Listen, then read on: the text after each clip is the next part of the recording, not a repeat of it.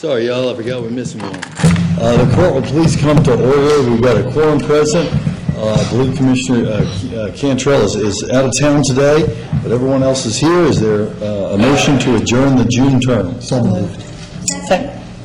All those in favor? Aye. Any opposed? None. Motion carries unanimously. Is there a motion to open the July term? So moved. Second. All those in favor? Aye.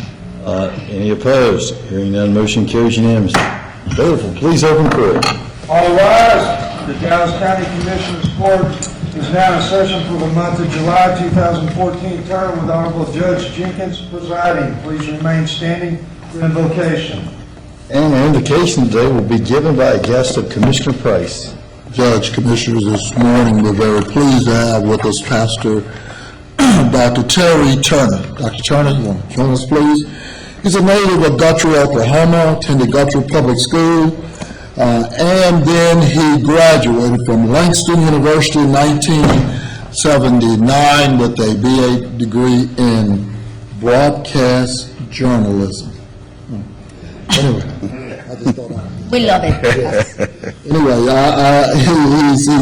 he's done so much between Guthrie, but he finally made his way to Mesquite, Texas, and the right side of Mesquite, on the east side of 635, the Friendship Mission Baptist Church, Mesquite Friendship Church, and of course, Dr. Turner's been very much involved in the community out there. He's established many partnerships, many local outreaches. For over 17 years, he's been instrumental there in Mesquite. And of course, he's also been in Zambia and spending a lot of times in Africa. He's graduated from Dallas Theological Seminary in 1991, and then, of course, he's been married for 31 years to the love of his life, Nancy. They have 3 children, 1 son-in-law, 2 daughter-in-laws, and 7 grandchildren. And, Doctor, thank you very much for being with us this morning. Well, good morning, and thank you, Dr. Price, for inviting me this morning to the commissioners. There's a scripture I'd like to read for you as we begin today. It comes from Romans, the 13th chapter, verses 1 through 4. It says, "Let every soul be subject to the governing authorities, for there is no authority except from God, and the authorities that exist are appointed by God. Therefore, whoever resists the authorities resists the ordinance of God, and those who resist will bring judgment on themselves. For rulers are not a terror to good, but are a terror to good works, but to evil. Do you want to be unafraid of the authority? Do what is good, and you will have praise from the same, for he is God's minister to you for good." And so I'm thankful for the commissioners this morning. You are God's ministers to us for good, according to this passage. Shall we bow? Father, we're grateful, we're thankful, we are elated for this time. We ask your blessings upon this commissioner's court. We ask that your grace and your mercy would be upon them, that you would keep them in all of their ways this morning. Allow them to make decisions that would be a blessing to all. Truly, Father, they are in your hands. And we ask that you would keep them in perfect peace, whose minds are stayed on you. Lead them, guide them. Let all the business of the county be taken in consideration today in such a way that would be honorable in your sight. We take time to say we love you, Lord. We adore you, and we appreciate you. In Christ's name we pray. Amen. Amen. Thank you.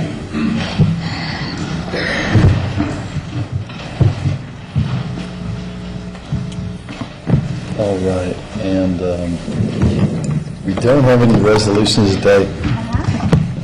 Yeah, no resolutions. Everybody used their allotment.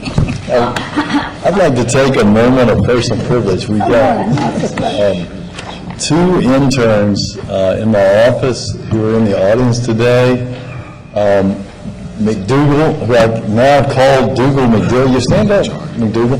McDougal, tell us your first name, because I call him Dougal McDougal so much now, I'm forgetting his name. And Casey Snelson. Casey, stand up. And these are two of our Brown High School students here in Dallas. Christopher McDougall is at Townview, and Casey is at Jesuit. And I'm going to tell a story on Casey. Yesterday, we had a talk radio person give our number out for people to call us and say some pretty ugly things. And someone was saying some fairly profane things to Casey on the phone, and Casey just listened and said, that's not a very good point. I thought that was probably one of the best moments of the day, although we don't want to tell the callers they're not making good points. But they're doing a great job, and we're really glad to have them here, and we hope that they're learning from their experience in Dallas County. So we got a consent agenda. Is there a motion on the consent agenda? Second. All right. All those in favor, signify by saying aye. Okay, Aye. gotta get it out, Aye. Motion carries unanimously. gotta get it out. Little bit, no. Gotta get it out. Yes, Okay. there we go. All right, and we got the bids. There's only two bids, and I'll move those bids. And I second. All right, and neither of those bids are the bid we discussed last week, correct?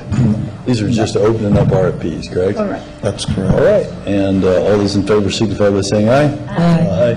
Any opposed? I made the motion. Second. Dr. Second, yeah, no. Okay, there we go. Yeah, you got it. It's okay. It was me. Yeah. All right. There we go. And now we got court orders J1 through J18. I'll move J1 through J18. Got some comments. And I second. Got a motion and a second. Mr. Price, why don't you start with your comments? J1, even though it's under the Tobacco Enforcement Program application in the Sheriff's Department, Mr. Bryant, I had sent, or maybe I did it under, okay, yeah, I did it. Where did we purchase the Tough Book applications? What fund did we use to purchase those computers? The H2 devices were purchased from the general fund. That complete project actually had 3 different funding sources. The laptops and the cars were funded out of our technology fund, and the video equipment was actually funded out of forfeiture funds in the sheriff's office. But the actual H2s, which is the ticket writing devices, was funded out of the general fund. Okay. We purchased those books, correct? Correct. They were Okay. purchased and they had been received. They're actually stored in a warehouse at this point in time. When did we receive them? Yeah, it's been a while. $3,500 a piece? How much? I think like $3,500 a piece? 22. Craig Morris, he's here, he can actually... Craig, I need to talk to you because I would I- also recommend Chief Hargraves come to the podium because I believe he has some information as it relates to this as well, if he's still here. Okay. Well, tell me to come because that's $500,000 just sitting there for over a year. I'm trying to figure out what I to thought have. we were selling those back and we had a buyer, because I said, why don't I get 2 of those for some interns? And somebody said, man, those things are like $2,000 or $3,000. And I said, well, go find a buyer for those. And he said, yeah, we're going to find a buyer. We sell them to another police Okay, department. all of that's fine. I want to hear from them. It's been out there for a year. It's $500,000, $2,200 or $2,000 a piece. Which one? $2,200 a piece. And we've had them for years. I'm just trying to figure out what is the status? What is the I status? told my Chief Flores is we are going to try to use them. That was as early as last week. So I know they tried to sell some, they couldn't sell them, so. They couldn't sell them? We're going to go ahead and try to use them. Because they're a year old, I guess. Because they're old? No, that couldn't be sold. Market for them. Yeah. Basically, The market for them. Craig, why do you think we can't sell them? Well, the application, first of all, they're a tablet PC running a desktop operating system. They're very cumbersome to use. We put them out for auction multiple times, and we did not receive any bites on them at all. We're currently looking to see if we can repurpose them internally within the county through HHS, through the jail mod, and a few other places. But that's really not going to result in a net gain of very many. You know, we're only going to be left with 60%. What I'm doing now is I've noticed through some market analysis that some of the other cities in the state of Texas have made some pretty heavy purchases on this. I'm trying to contact those cities to see if there's a way that we can work a deal with them. The news that the sheriff is going to look at them again for use in the field today is new to me. That's information I've just received this morning, so what I'd like to do is get back with the sheriff's department, evaluate it, make sure they know what they're getting into in terms of using these as ticketing devices, and then make a go for it decision. To you guys. Okay, hang on a second now. Didn't I just spend $500,000 on ticketing little devices for y'all? That's absolutely. You've got software and services that are But also. it wasn't a tough book, was it? Wasn't it like a little, I mean, is this what we spent $500,000 on, is these tough books to write these tickets, or wasn't it something that fits on your belt? When we talk about tough books, you actually bought two different computing devices. You bought a CF31, which is mounted in the car, that handles dispatching and things like that. You also bought a device that's a little larger than my iPad, a little thicker, that's called a CFH2. Right? And that is a mobile device that was intended to be used for issuing tickets. And do those you have to use those together?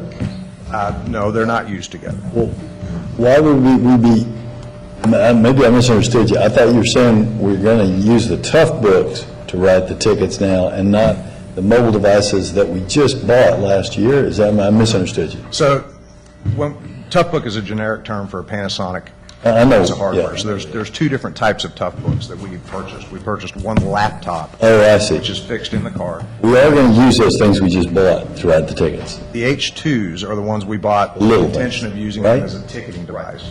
Okay. And that's what the sheriff is talking about now going back. You know, it was initially determined that they were not suitable for field use for issuing tickets. Now it looks like we're going to go back and reevaluate them to see if there's a way we can make these things work. Yeah, we got to figure out a way, to try really hard to make it work, because we can't buy you $500,000 worth of hardware. And then officers decide that they don't want to use it. And by the way, what I heard on that is that it was cumbersome and it didn't fit well on people's belt and whatnot, but It never was designed to fit on people's belt. That's yeah, right. we have to, That never was designed, Judge, and the only reason I'm bringing it up is because, again, it's $500,000 been sitting over there for a year, and then, like you said, we made a subsequent purchase. it's $1 million, because $500,000 was sitting over there, and it's $500,000 what people won't wear on the belt. No, $500,000 on the belt, they're gonna utilize that. But that's subsequent to the $500,000 that's sitting in the Dyke warehouse. Yeah, actually, it's about $288,000 worth of H2 computing devices that have been sitting in a holding pattern, correct, since we purchased them in late August. When did we purchase them? We didn't know they couldn't be used. We didn't know that. I mean, the application wasn't. Well, there were a couple of members of the project team that made the decision that they were the devices they wanted to use. Now, once I was able to get the application configured on the device and present it to them and request that they do a field analysis, they realized that they'd made the wrong decision. And so And the big tough books. they're mobile The ticket, tablet tough books. the ticket writers. Judge, that's Okay. Right. H2. But we put them on auction, That's right. and we got no bites. Not one. Not one. And all I'm saying, And the company gave us a deal to get them back and exchange. Is there something compatible that we could use? We can try that. The company is trying to assist us by selling them through their channels, and then doing a swap for these, the more appropriate Motorola small ticketing devices that actually do fit on a belt and are designed for this. well, the only reason, again, you're the guy driving it, and you're just not hearing about it this morning. I've just heard about the fact that they were going to. And I generated a piece to budget, as I was going through the budget, and I'm like, what the heck? And so, you know, I'm back to what I said about, you know, I mean, who's driving around here with regards to, you know, budgets and making decisions, and, I mean, what's really There was going a project team that was set up, so this Craig was part of that project team. There was sheriff deputies, I believe. Yeah, it was our executive sponsor was Chief Lindsay, then Chief Sewell, and Don Pritz was the business owner. So we were kind of trumped in terms of a technical perspective. and all three are gone? Are and- gone. They're all gone. Okay, and, but Perez made the decision. Yeah, I think it was Pritz and his leadership. Sewell and Lindsay. Was IT involved at that point? Because I mean, He was the IT person. Not, you know, not to, you know, throw Okay. anybody under the bus, but Bottom line, I won't spend more time on it. Chief, y'all are going to figure out now how to use it. I was told that late last week. Therefore, it's made a decision to go ahead and try to use it. I don't know if anybody's communicated any of this. I mean, I got to ask a question, and that way okay. Okay. so, I mean, I would like to request to the Sheriff Department and IT that whenever these issues come out, would you please let us know with more than 6 months? You know, I find really disturbing that Commissioner Price find out about this by asking something else. Yeah, I mean, come on, guys, I mean, we're here to help, but I mean, the longer that equipment stays in the warehouse, the less value. value we'll have, The less and value. probably we will not be able to use it. And I also would like you to evaluate if the company is ready to work with us for something that is more compatible, rather than to make something that might not work, try something that might not work, and lose more value, exchange it for something that may work, and hopefully we can use. Well, the Commissioner, I think what is key is again, you generate the concern. He's IT, he's driving, he's just not learning about it this morning. He already learned about it last week. But this has been under discussion since the very time that they arrived, and it was recognized that that using them was going to be so inconvenient to the actual day-to-day working of the people, of the users of it. So I know that the number of efforts that have been made to resell them, repurpose, contact other ways of using them, of figuring out. Bottom line, though, is, and I agree with you, that after having spent the money, that You know, somehow or other, we either have to use this or get the value for the instruments.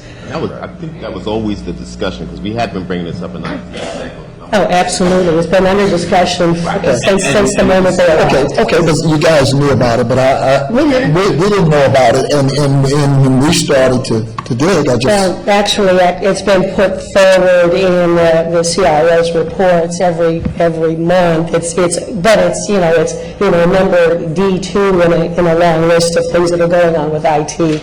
So in fact, I mean, it has been passed along, but it's one of those things that, in fact, IT and the Sheriff's Department have been reviewing and trying to figure out, okay, now what do we do? What are the best ways to handle it? Mr. Brown's always made it clear, even in these IT executive governance, there would be no more money spent on these items. If we couldn't sell the old ones, we weren't buying any of the new ones. And everybody was aware of it, and everybody knew that. So it's good the decision was made to move forward, because we couldn't sell them, and we weren't going to buy any new ones. So we've got to use what we have. We have to figure out, okay, how do we best utilize this and to take advantage of the funds that have been spent and not waste any of the funds in this way, but to still get the job done, because we do need to have a new instrument there.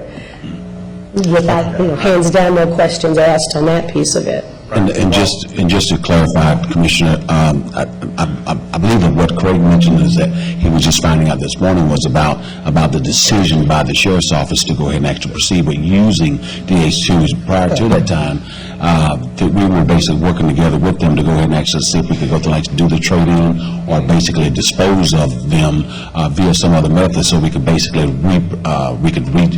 for all intents and purposes, gain the capital back, so we could go through and actually buy the actual items and stuff that we're looking for. And that was looking at those cities. Major, I appreciate all of that, but, let's be real. Those of us who know technology, a year old, it's almost dated.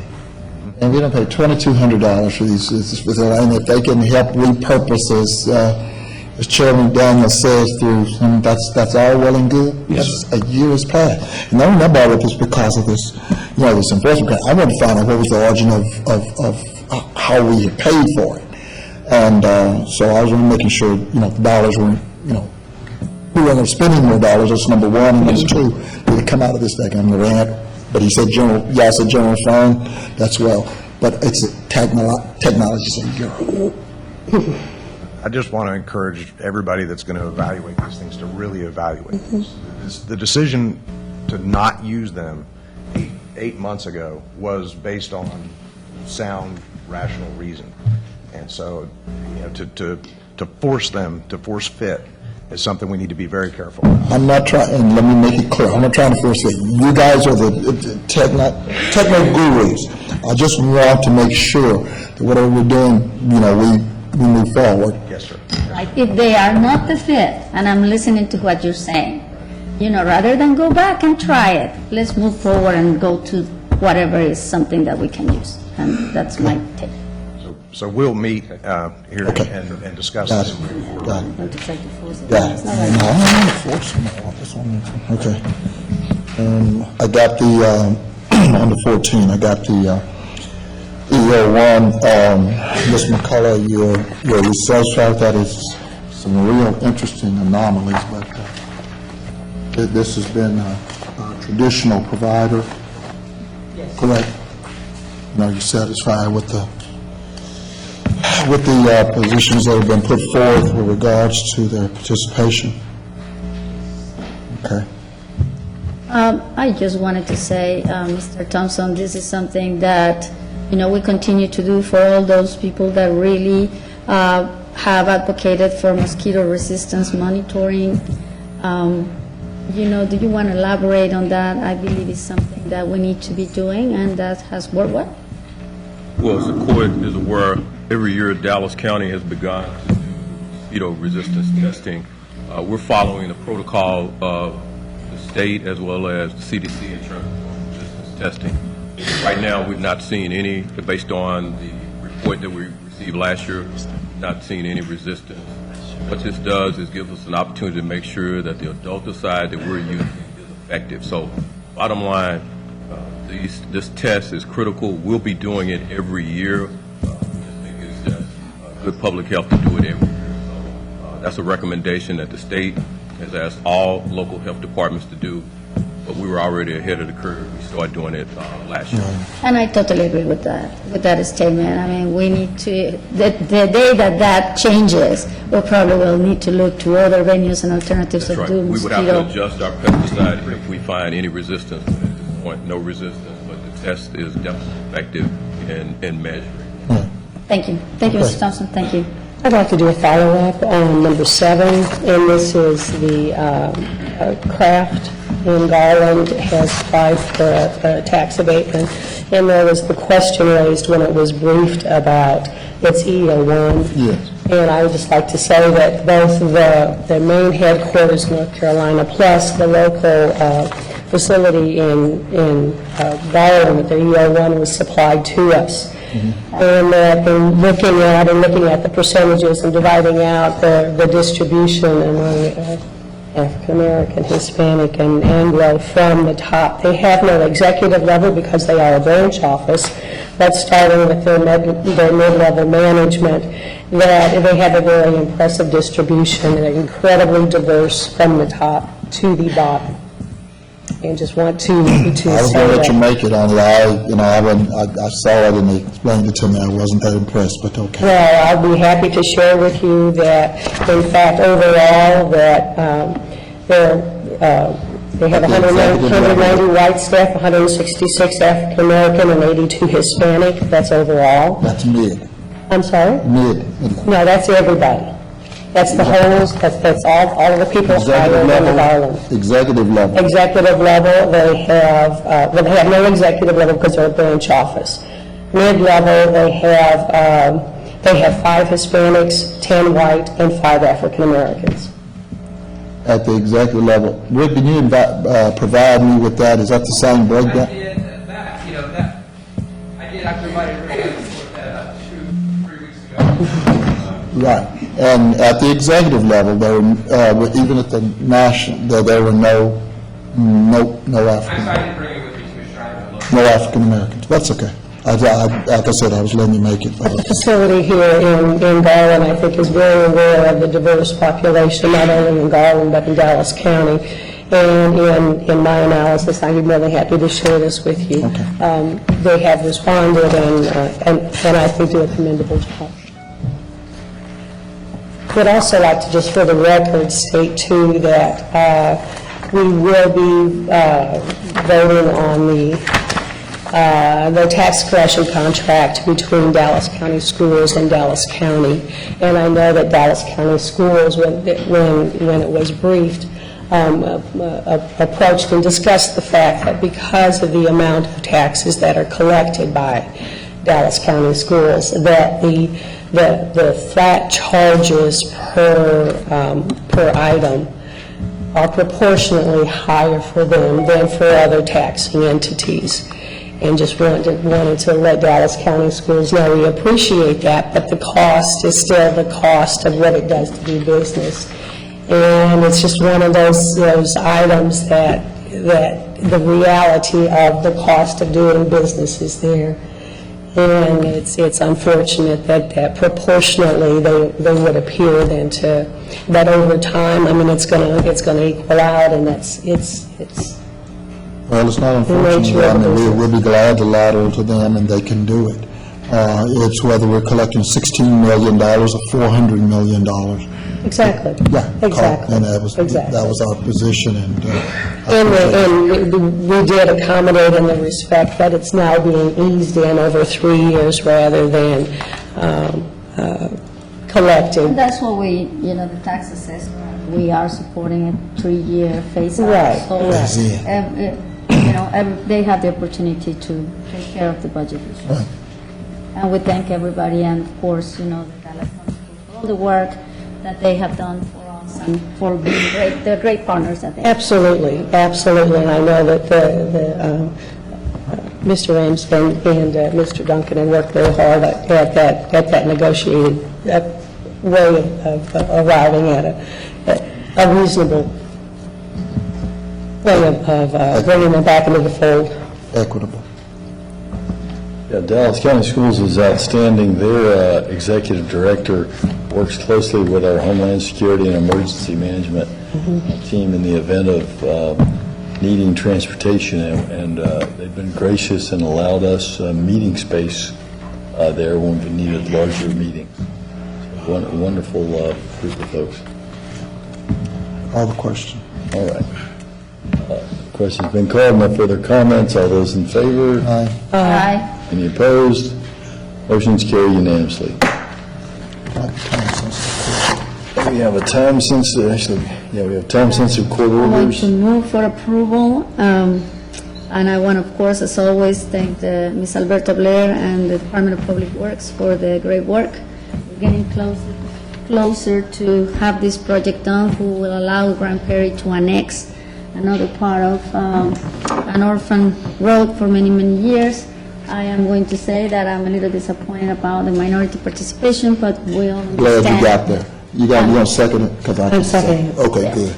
Commissioner, I mean, sadly, I we got it. have some of those restrictions that we Yeah. hope that in the future we'll be Yeah. able to address and overpass. Got But it. at this point, I have to go with what I have, and got I it. will move. And thank the Commissioner for Second. second, because I have a hard time to. I got it. All right, all those in favor, signify by saying aye. Aye. Any opposed? The ayes have it unanimously. Reluctant, aye. And Mr. Martin, this takes us to our briefing session. Would you take us to our briefing session, please, sir? Morning, Judge Commissioner. The first item is a presentation. Mr. Warren will bring that back after the recess. Item 2 under budget authorizes Sheriff's Office renewal of the 2014 application for the Texas 1033 Surplus Property Program.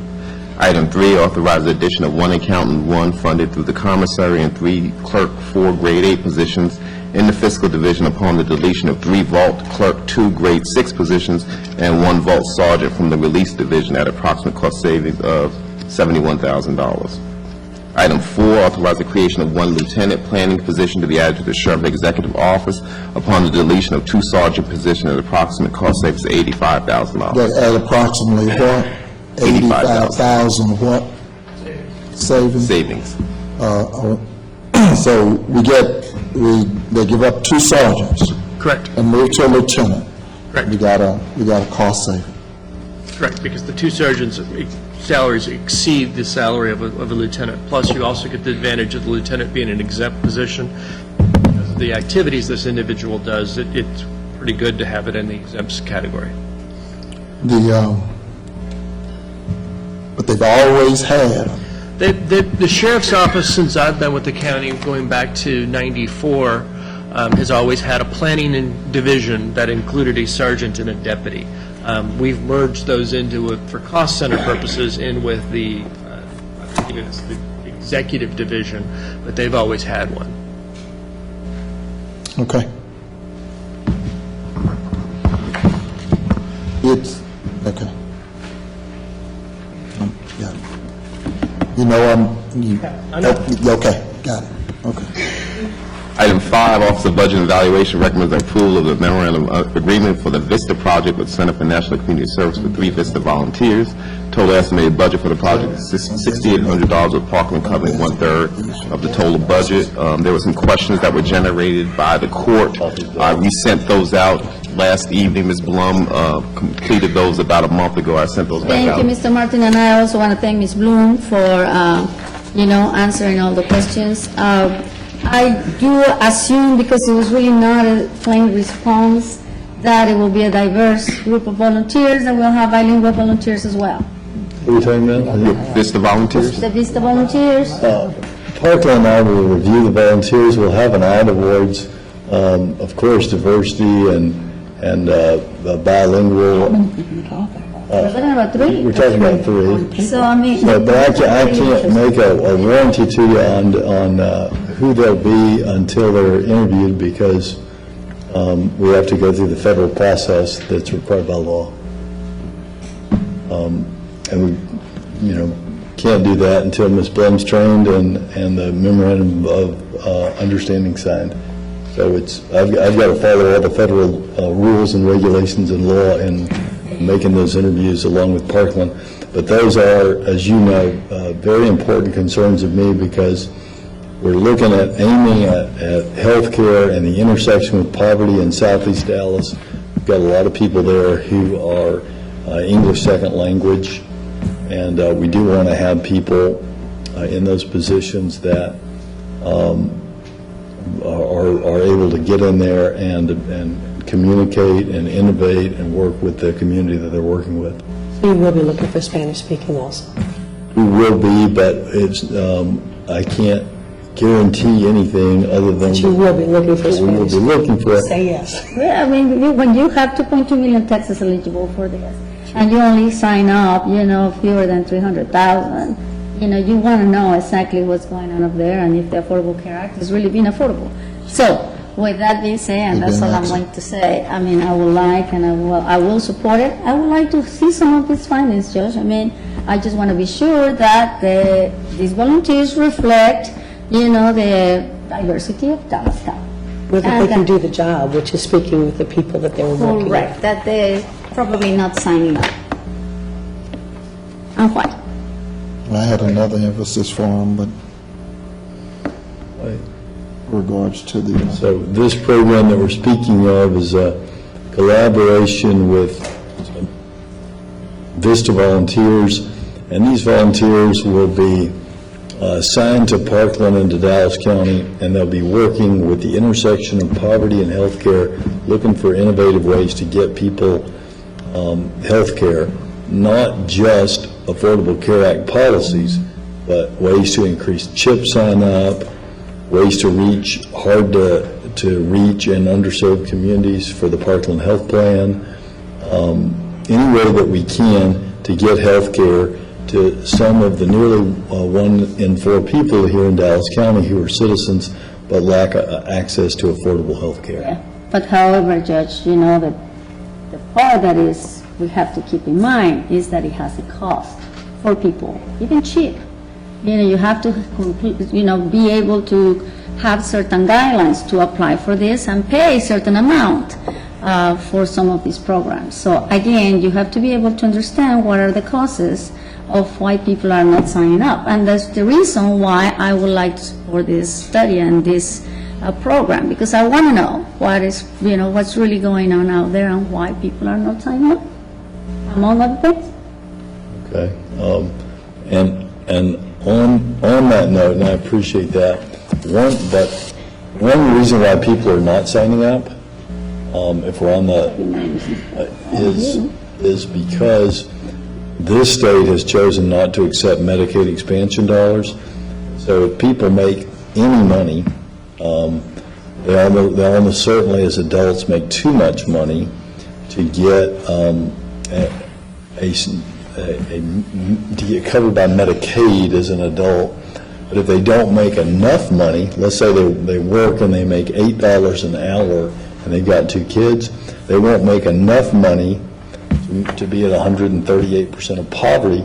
And so what ends up happening is they can't afford health insurance because their health insurance ends up costing $9,000 because of the state's decision to create this donut hole that has 1 million people in the state and 133,000 of them here in Dallas County.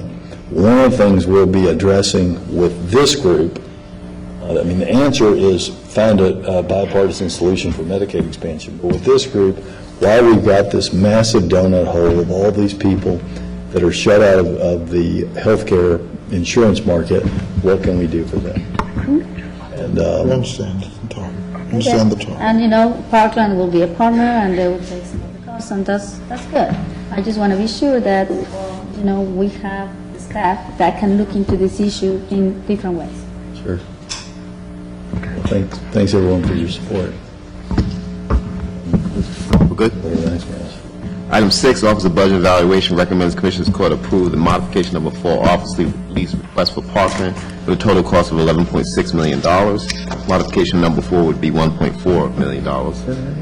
County Clerk approved the proposed purchase of hardware and cabling installation services necessary to provide wireless network connectivity within the County Clerk's Central Records Division located in the basement of George Allen Courts Building. Item 8, approve the novation agreement between Dallas County GTSI Corp. and Unicom, Inc.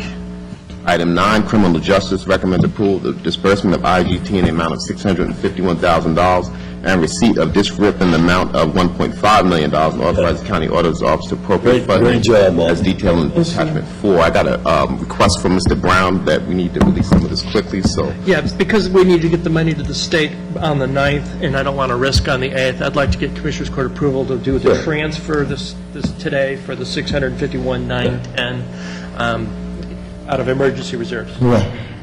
Okay.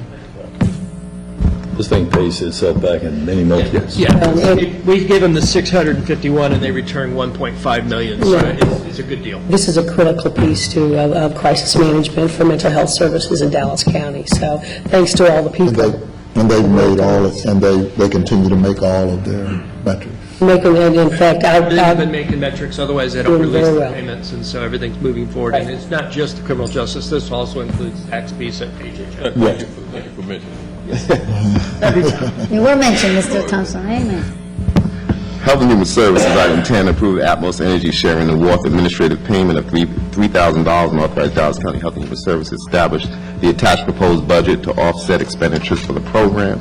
Item 11, approve the reissuing of the interlocal health services agreements for the following cities: Addison, Gulf Springs, Carrollton, Cedar Hill, Capel, Farmers Branch, Glen Heights, Grand Prairie, Highland Park, Hutchinson, Irving, and Lancaster, Saxe, Sunnyvale, and University Park.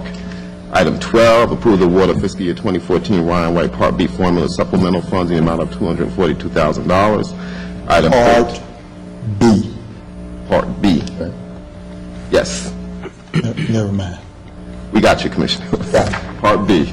Item 13, approve the mosquito control interlocal agreement between Dallas County Health and Human Services and the cities of Cedar Hill, Capel, DeSoto, Duncanville, Grand Prairie, and Rowlett. Item 14, approve the agreement between Dallas County Health and Human Services and Mark Johnson, Ph.D., for the provision of insecticide monitoring services. Can I ask a question about this? Under the financial impact, it says additional funding is required. in the environmental health budget for the services? What's the plan? The plan is always to shift the funding that's already in the existing environmental health budget to supplement this particular project. So we have money in our budget.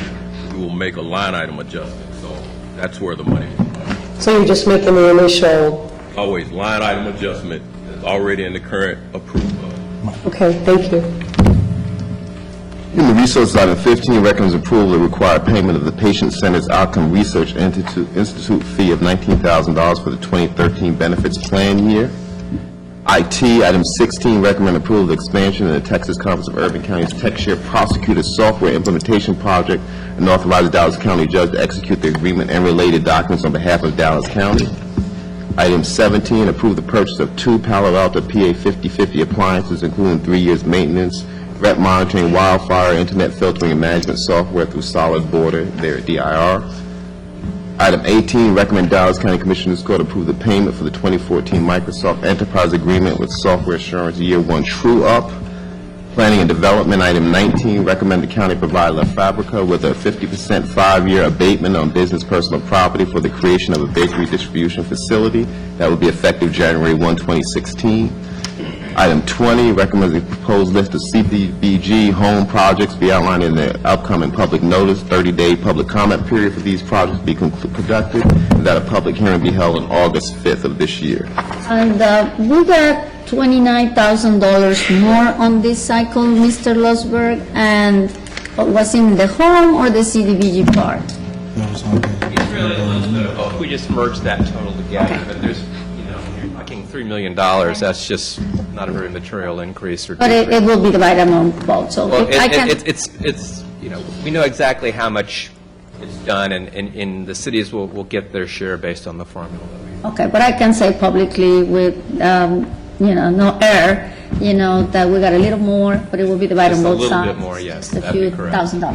Thank you so much. Thank you, Mr. Martin. Item 21, recommends approval of the Household Hazardous Waste Program's fiscal year 2015 interlocal agreement renewal amendment and proposed 2015 budget, including the use of $80,000 of prior year carryover for contract and labor and $30,000 carryover for operation. Public Works, item 22, approve the City of Grand Prairie as trustee be authorized to advertise parcels of land described in the attached Exhibit A for sale by public sealed bid. Item 23, consent to the sale of property at 501 Edgefield Drive, McGarland, Texas, for $14,000 with conditions outlined in your briefing. Item 24, approve and execute the attached utility relocation contract between Dallas County and Encore Electric Delivery Company, LLC, and pay for the costs associated with the rearrangement, authorize the amount of $13,506 paid from the Fund 196 project. Item 25, accept the offer from Next Lots Now, LLC, to purchase vacant tax foreclosed property at 916 Siegel Drive, that's in Siegelville. Item 26, accept the offer from Edie, and I'll let Dr. Garcia say that last name for me, to purchase the vacant tax foreclosed property at 202 East Malloy Bridge Road in Siegelville, Texas. Item 27, approve the attached project-specific agreement with the City of Capel for the purpose of transportation improvements to Sandy Lake Road, MCI Project 40602 from Capel Road north to Denton Tap Road, Phase B in the City of Capel Road and Bridge District 2. Item 28, authorize signing and partially executing the local transportation project advance funding agreement between the State of Texas and Dallas County to allow for funding for the SOPAC East Dallas Veloway Phase 4A, once the agreement is signed and executed by TxDOT. Item 29, approve and execute the attached Dallas County Capital Improvement Program funding agreement between Dallas County and the City of Lancaster, authorizing execution of the Dallas County Capital Improvement Program funding agreement between Dallas County and the City of Lancaster. Item 30, authorize the execution of memorandum of agreement with Dalworth Soil and Water Conservation District number 519 and Dallas County for a 1-year maintenance term for these 4 soil and flood control dams and a not to exceed amount of $42,000. And this will be funded out of Road and Bridge number 5. Purchasing, item number 31. Hold on before you go any further. Yes, sir. Item 30, Ms. Blair, at some point in time, is Public Works going to basically issue a statement with regards to where we are on all our levies then you know I'm going back, you know where I'm going on that levy. I just need to know where we are. I know. Right, we've been closely meeting with, trying to get with the cities on taking over some of these levies, and in the process, we still are required to go ahead and still try to get the maintenance operations that are covered, that are needed for those particular levies. So we're, and I do understand where you're going from, we're working really closely with these cities to try to get some type of agreement set up and get some type of plan set up for these particular locations. Okay. Purchasing item 31, Purchasing Department in conjunction with Evaluation Committee recommends Commissioners Court approve the highest rate firm Securus Technologies, Inc. move forward with the final step of the RFP process, and this for the video visitation service provider program. There were a number of questions generated by the judge on this item, and those questions were sent out last week. I didn't change my position. Item 32. Okay, Yes, Judge. I've got a few comments on that. We'll have, and haven't gotten to this as much as I intend to before next week, but some of the, it appears that the questions were sent to the highest and best offer as per purchasing, and answered by, many of the questions were answered by the vendor, it appears. Many of those I found to be essentially unresponsive. I asked one question and they told me rather what they wanted to tell me, but didn't answer my question. If you want to put that up for a vote next week, we can, or we can put that up for a briefing, because here's my concern. 81% of the money that, just a few of my concerns, and I'll list them out even longer when I have a chance to break down their response, but 81% of the money that our citizens are going to have to pay to now communicate with their loved one through this service is commissions to be split back and forth with Dallas County. On top of that, there are fees that they say cover their overhead, but rather than listing out what their overhead was, which is what I asked them to do, they made blanket statements about how it's the cost of doing business and it's expensive. They also talked about how they want to work with Dallas County to come up with a reasonable restriction or a reasonable plan to restrict in-person visitation so they can drive people to use their expensive product to communicate with their family in jail. The whole issue of prison profiteering and jail profiteering is very problematic, because what we should do in this county is we should recognize a real value in attorneys and family being able to communicate with those that are incarcerated rather than looking for new revenue streams. In this plan, there's a guaranteed $3 million commission on this video to the county. I'm not opposed to the county to user pays, but user pay connotates if you speed, you pay a fine. People that are in jail are not necessarily guilty of a crime, but they've been arrested, but they're not necessarily guilty. Their mothers and their children and their spouses and their employers are not guilty of anything. And so for us to profit off those people strikes me as not what I want to vote for, and not good public policy. We should look at the value to law enforcement of having this increased communication and not having to move people to the visitation and deal with all those security and cleanup issues, factor that in. I'd like to look... Because part of this whole process is that we will in fact have that opportunity to review the contract before it is signed, right? Am I correct on that? This allows us to begin the negotiation process. This is a big, with the plan that they've laid out, this is a big commission, big cost to people who have family in jail, contract with the door open to limit in-person visitation, to drive people to this, and I find that to be not good public policy, and that's me cleaning up what I... If we have that opportunity to review that, because right now, it's just the contract, or the bids are being evaluated on just the stated criteria in the process. We provided you the highest rate firms where we began contract negotiation to talk to the firm. We need the Commissioners Court approval in order to do that.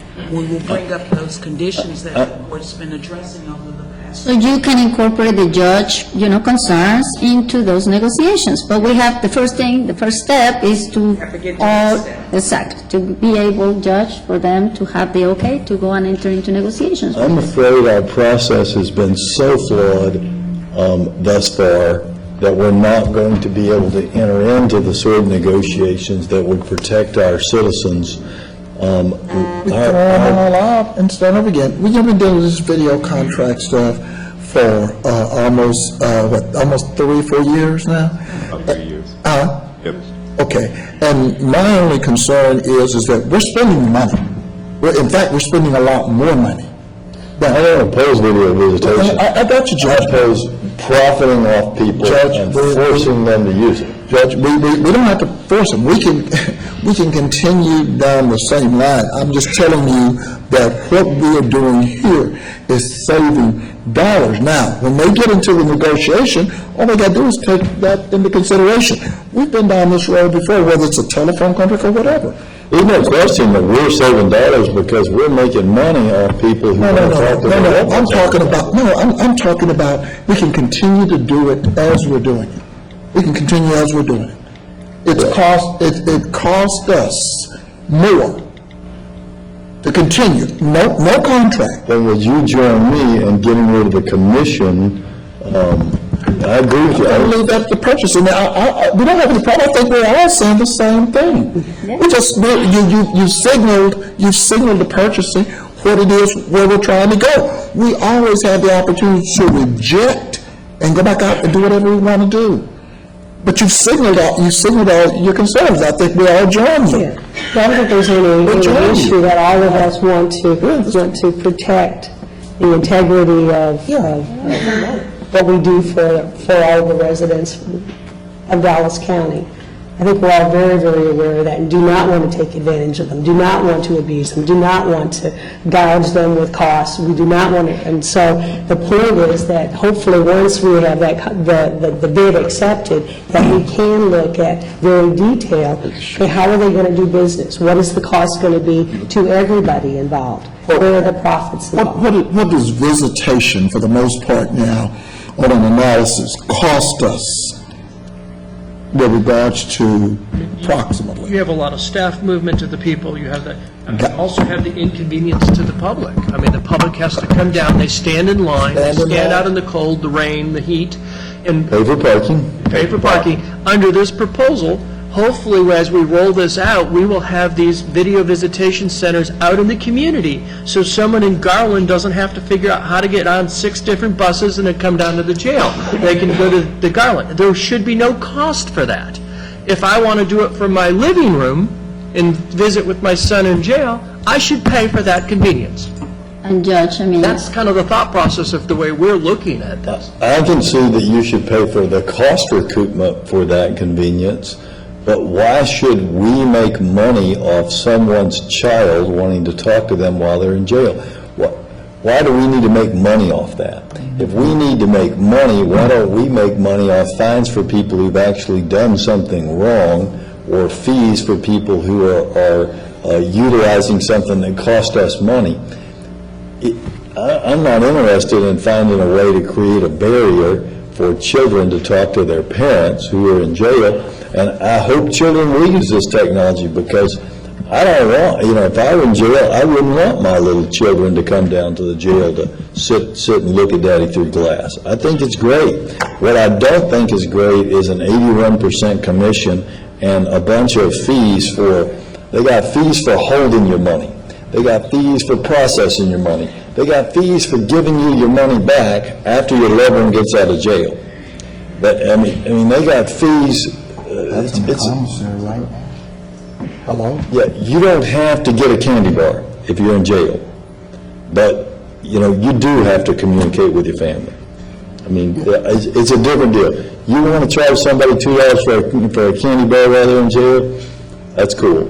But I don't want to charge somebody No, it's not. extra money to talk to their family. None of that, and of course, as I said, Mr. Thompson here earlier, you cannot, it's not cool to charge. I mean, you cannot charge beyond a certain price, and again, that contract that we just did this morning is the same way. I mean, it's all, you cannot do what I call charge usury because they're being detained. Yeah. Yeah, so in other words, so the market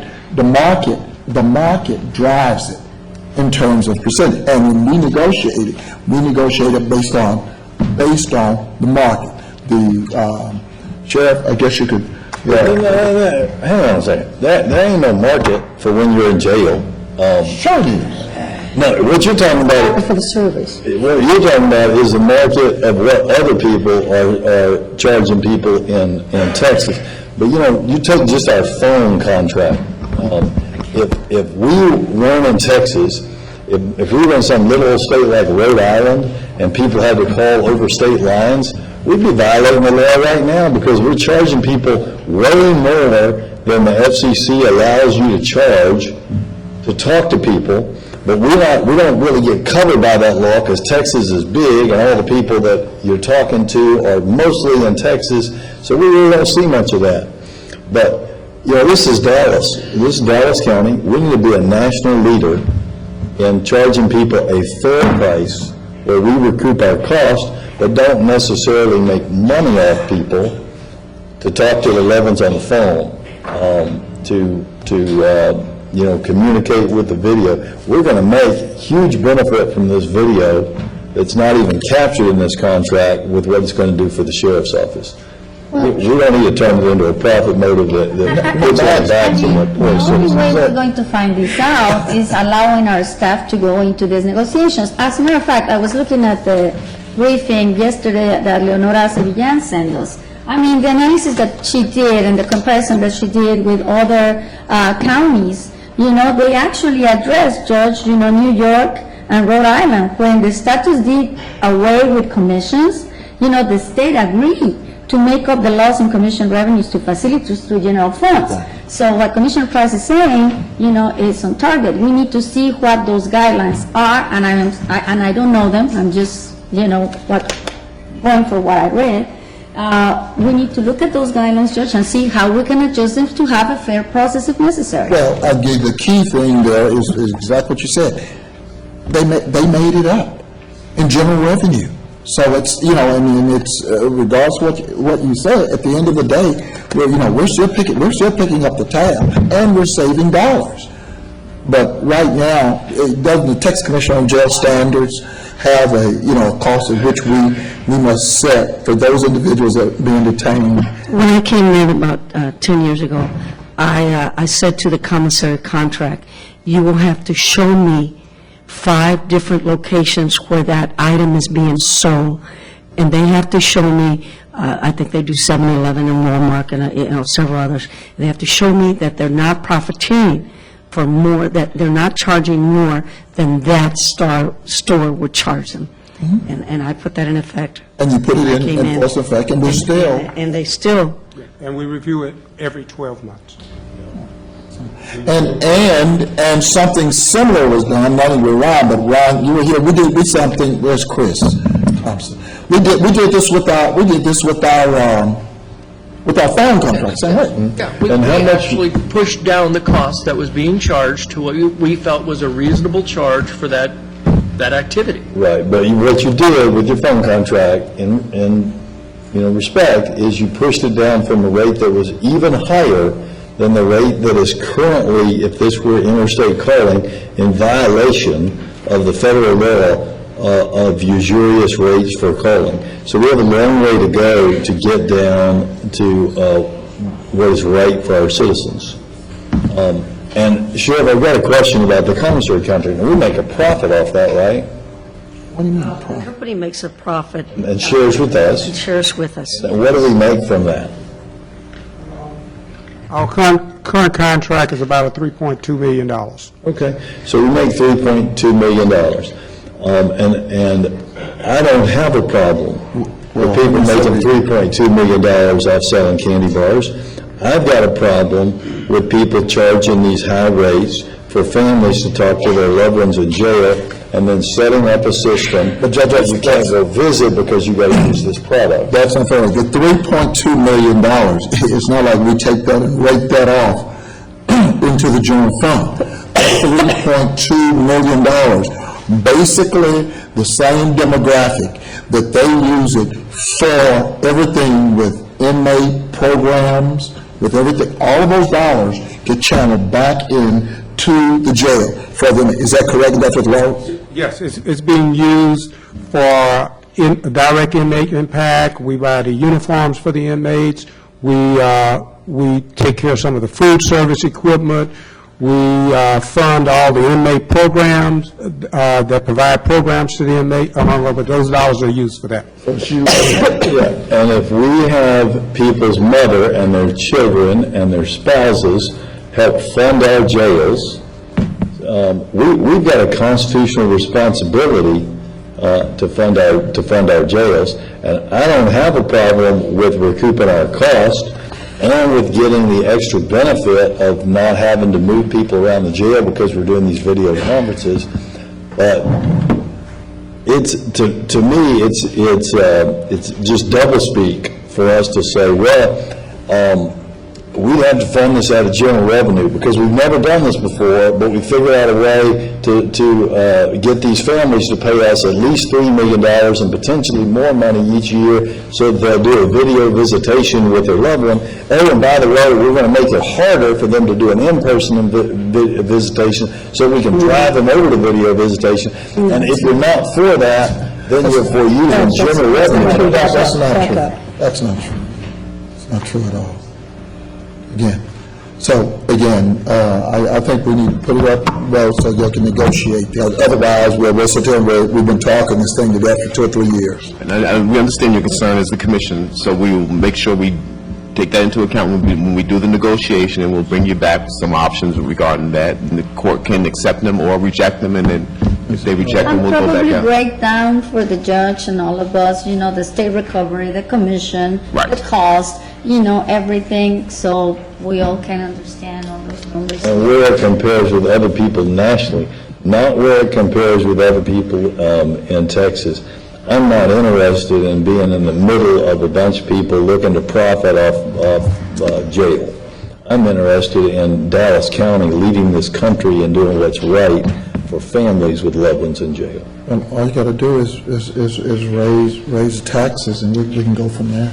No, you don't have to raise, you ain't using this stuff now. We're not using this stuff now. Why do we have to go after these families to make money off of it? We're not using it now. We are paying for it now. If it's if whatever you think it is, a $3 million, it's costing us, with them moving, with jail visitation, they're spending right now. If it's $3 million here, it's a $6 million side over there. That's apples and oranges, John. What I'm talking about is we're not video visiting now. That's So right. why do we have to stick it to families to visit their loved ones? We don't have to, Jeff. And you can choose what No, it's not a convenience. Convenience for a child to talk to his parent while the parent's in jail, that's not a convenience. Means to the mother. So, no, it's more convenient to let them stand in line, in the rain, in the cold. I'm not saying that. What I'm saying is, why do we have to make a profit off of it? Judge, you don't know that until they get into the negotiations. I can read, I can see that through guaranteed $3 million commercial. And what you also saw with the Rhode Island piece, $4.95 for holding your money and another $6.95 for giving it back. It is up to the court whether or not the county receives a commission on this. We don't have to receive a commission at all. They can, they can make whatever they're going to make to run their business. We don't have to receive any commission. We just have to pull that money out of the general fund to cover that cost, because it does cost. The sheriff's budget is $130 Two companies last year, Securus and Global Telelink, had $1.5 billion in profits off of phone and video of profit, y'all. phone and video charging families to talk to their loved ones in jail. It is the second fastest growing profit business in the United States. And we have that opportunity to address that through the negotiation process. Yeah, and Judge and Commissioner, the intent for the Sheriff Department, when we look at the video visitation, we're not going to restrict families from coming to the jail. What we will be creating is places where they can do video visitation on-site free, which keeps us from moving the inmates all over the place. So they will not be charged if they still come down to the facility. They will not be charged. But if someone doesn't want to bring their child to a jail and they want to do it from home, we need to charge them more than what it actually costs because they're getting convenience, so we need to make money off that family. Is that what you're saying? No. No, we haven't even gotten to that point yet. Is that right? We have not got to that We'll see. yet. Okay. All we're asking for is negotiation. That's all, right, to negotiate. Judge, I mean, from the very beginning, we said we don't want them to be charged, in the commissary, we don't want them to be charged more than they would pay for the same item. Okay, here's, I want you to understand the difference. You want to make a profit off a candy bar? That's fine. I don't want to make a profit off of someone talking to their loved one who's in jail, right? You continue to be, it's not, it's, they don't have to, we have to make a profit. We can continue doing business. It's a cost that we've already borne the cost. We can just keep doing it the same way, and it costs us more.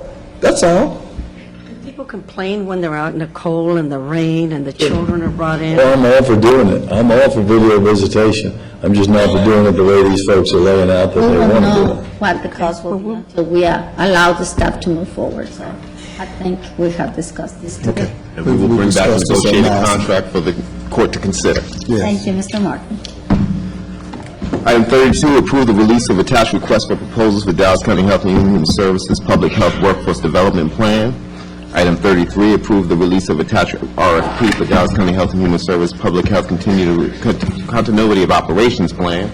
Item 34 was addendum. That item has been pulled for a later date. Juvenile would like to request the use of a county van to travel to Austin July 28th to 31st for a drug impact conference. And Judge, that concludes your briefing agenda. You do have 5 speakers listed if there are no questions for miscellaneous or information. We have five speakers of the available. Please read the rules of the quorum for our speakers. All Commissioner Court attendees are hereby advised that this meeting is conducted in accordance with the provisions of Dallas County Code Section 74-71. Visitors and registered speakers are to preserve order, decorum at all times. Personal, profane, or slanderous remarks are not appropriate and will not be allowed at any time during this public meeting. Any and all applause is to be kept brief in observance of time constraints.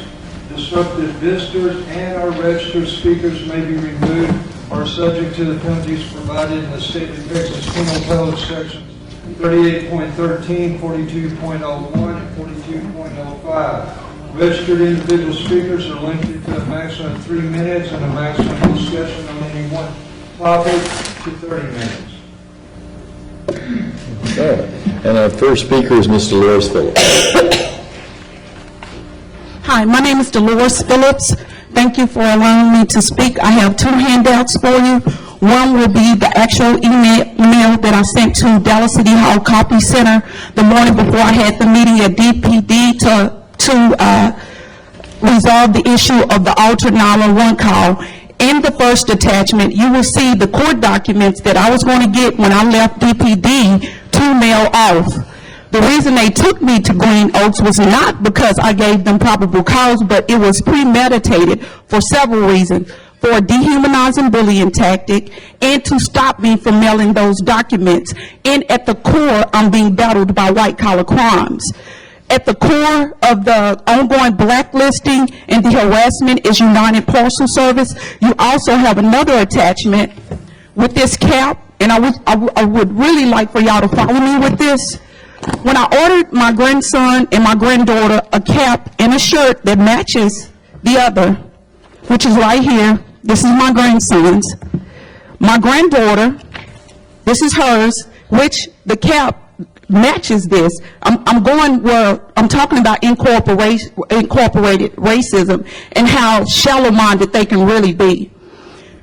When I ordered the shirt, because of ongoing issues in the past, I had ordered my grandson a basketball that was in stock, but he never received. So I had my friend, who is presently still a UPSer, to order this basketball. He got his basketball in within a week, and my grandson still asking me, where's his basketball? So what I'm trying to say is, because I rightfully filed a discrimination complaint, they make my grandchildren suffer. So when I ordered this shirt, there were plenty caps that went with it in stock. When I got the shirt, the cap wasn't with it. Now, but when I ordered the cap in the shirt, I asked because of previous things that had happened, and she said, ma'am, don't worry, it's plenty in stock. When I got the order, you have everything that I'm talking about. I've given you copies. The T-shirt was not in here. So they discontinued, the cap was not in here. They discontinued the cap because I ordered it for my grandchildren. Weeks later, they came out with the Funky Monkey cap, which is all, we're supposed to keep humor in the saddest of situations. In this situation, we needed measurable humor. So they discontinued the cap that was made to go with these T-shirts. Mind you, it was plenty more of these T-shirts in stock. So why would you discontinue the T-shirt? Now, with that being said, I have been privately being bribed, my dignity being compared to a house. I feel like I'm invaluable. Don't compare me. You can't compare me to anything. I'm invaluable. There's nothing on this earth that I would swap my dignity for. Now, let me address this. Could you please stop exploiting women and minorities? Because at the core, what you push is methodical racism and sexism. And I also need everyone in here to know that they're trying to push minorities outside the city limits, because now they want downtown to be convenient for non-minorities. In the plan, in the draft, in the blue plan for the Trinity was drafted back in the 1950s, and all of this trying to push minorities out is pre-planned. They'll escort you back to your seat. All right, and our next speaker, and please, all speakers be mindful, right now there's a picture of the four commissioners who are here today up there, but as you speak, those of you who are regular speakers know that when the red light comes on, go ahead and finish your sentence, and there'll be an opportunity to come and address us again next month. You're allowed to do it once a month. Mr. Richard Sheridan is our next speaker. Go ahead, sir. Yes, thank you, Judge. Richard Sheridan, 11301 Dennis Road, Dallas, Texas. Before I start, Judge, I'd like to thank you for your plan to take care of the refugee children. And I believe we need to extend such a program to the over 2,000, might be 3,000 Dallas County homeless children. Charity does begin at home, but again, thank you for doing something good for the refugee children. I'm going to speak about the West Dallas RSR lead smelter Superfund site. It's a call for Parkland Hospital bone testing of those sick and dying from lead poisoning. I've come to the following conclusions and recommendation after discussions over the past 3 years with community activists like Louis Sepulveda, Otis Fagan, Diane Smith, and William Hopkins, and listening to over 40 people who have come before the Dallas City Council, all advocates for justice to those still allegedly suffering the ill health effects of lead poisoning, and after researching the effects of lead poisoning on plant workers and surrounding communities in other areas of the United States affected by lead smelters. There's a number of items here, and I'll briefly go through them. You have a complete copy of the speech. One, since lead has been found to have some major public health detrimental effects on our country in the 1920s, local, state, and the federal government at times have been found to be complicit with the polluting industry to cover up the detrimental effects, delay enforcement, or ignore their responsibility to enforce clear regulatory requirements. Some of these cases include the addition of lead to gasoline, lead in paint, lead contamination from the largest lead smelting plant in the United States, and the Dallas RSR lead smelter. Two, in a landmark tetraethyl lead case in Elizabeth, New Jersey in the 1920s, it was found that workers exposed to the lead fumes suffered dementia, memory loss, and became highly irritable. The plant became known as the Looney Gas Building, as in lunatic. In one dramatic incident of lead poisoning, it took 4 minutes to put a lead-poisoned man into a straitjacket. New Jersey ordered Standard Oil to shut down the plant, and New York banned lead from being put into gasoline, but Standard Oil said that the plant's operations were harmless to its workers and to the public. The result of the work of New York medical examiner Dr. Norris Gedler found high levels of lead in the brain and the bone on the plant workers. We had lead in our gasoline until the 80s because of the complicity of governments and the oil industry. And public health be damned, excuse me. It took about 20 years for the residents of the community surrounding the largest lead smelter in the nation, the Doe Run plant in Herculean, Missouri, to uncover what the plant's air emissions was doing to the people. 20 years. Then there was a major breakthrough, and residents began to have the blood levels tested. And something was done about it a lot earlier on than what was done in West Dallas. Dallas Morning News had a 3-part feature article in December 2012, which indicated there's still contaminated soils in West Dallas.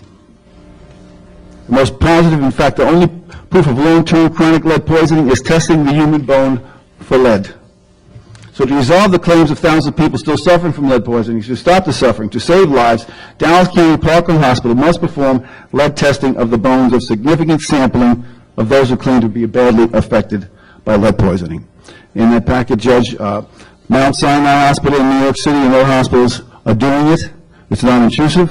I don't think it's costly because it'll save lives and also come up with the appropriate modality, the appropriate medicine to cure people of lead poisoning. That's where we are today, and I appreciate you very much. Thank you. All right, our next speaker is Reverend Ronald Wright.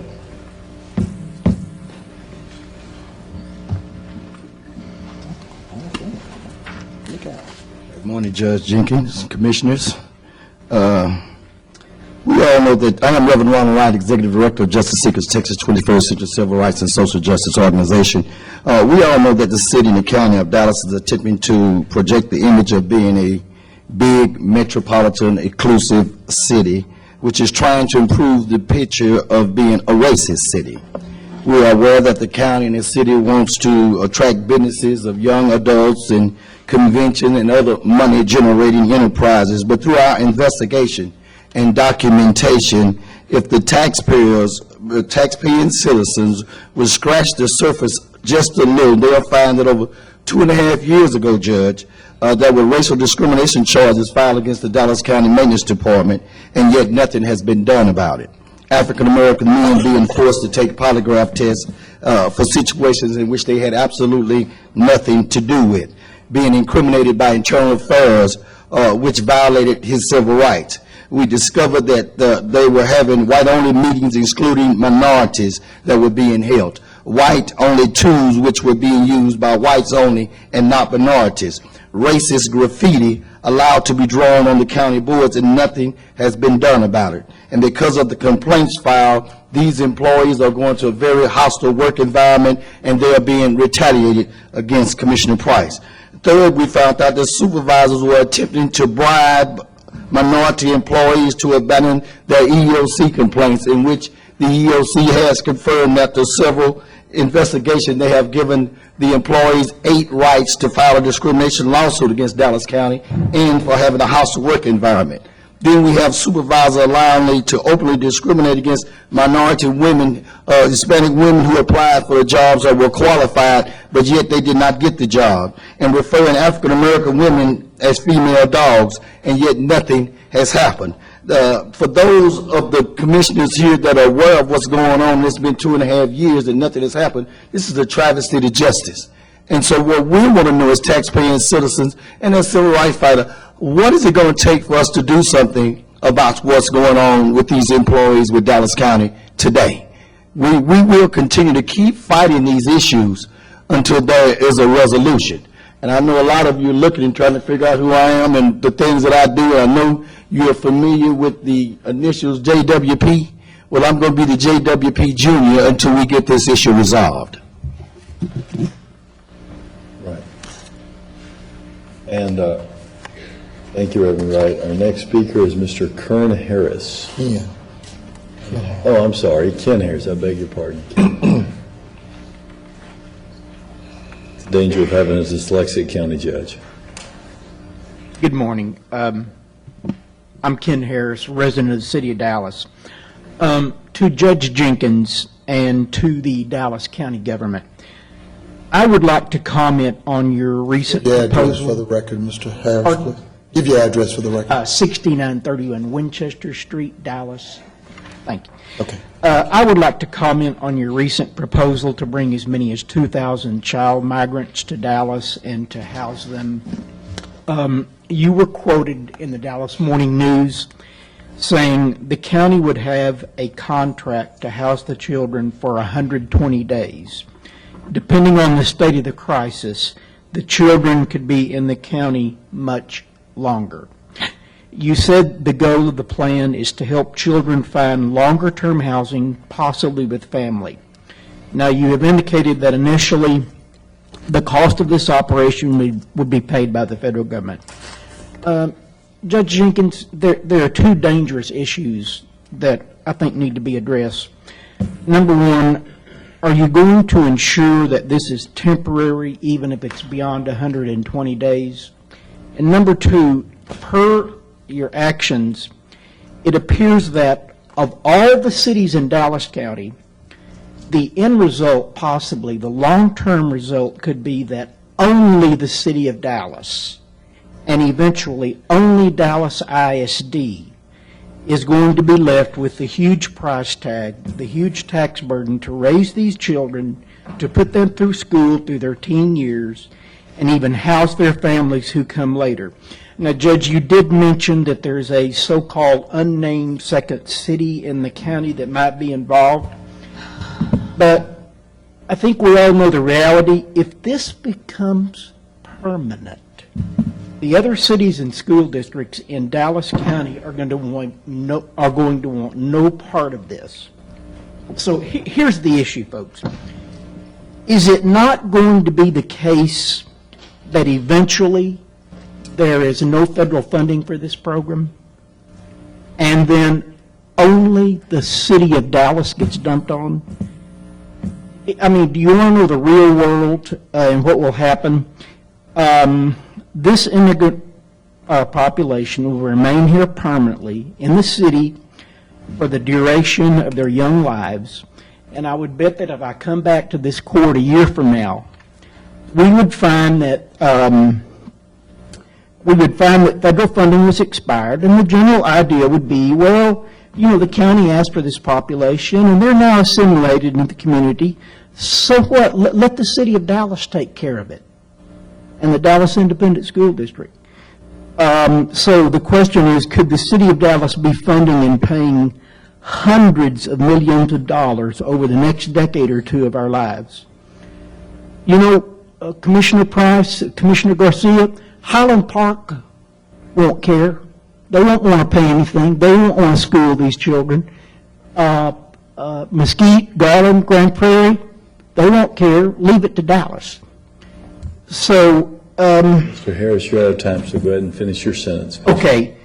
So if this happens, shouldn't you pass laws that require you, Dallas County, to be funding the city of Dallas and eventually paying each year and every year, maybe $50 million, $100 million, going to the city and the school district? Okay? Thank you, sir. Okay. All right, and our last speaker today is Mr. William Hopkins. Mr. William Hopkins, Mr. William Hopkins. All right, I see a lot of cameras here. I'm assuming that you guys may be here partly to talk about our plans with the children. There's no way I can get to all of you standing there, so we'll pull down the barriers. You can come here. We have closed session. I'll come out after closed session, adjourn court, and I'll spend 5 to 10 minutes with you before we go to the VOAD meeting, okay? So we are now recessed to go into closed session for Chapter 551 of the Government Code as previously posted. Any action as a result of the closed session will take place in the subsequent open session. You're all set up right there. No, no need.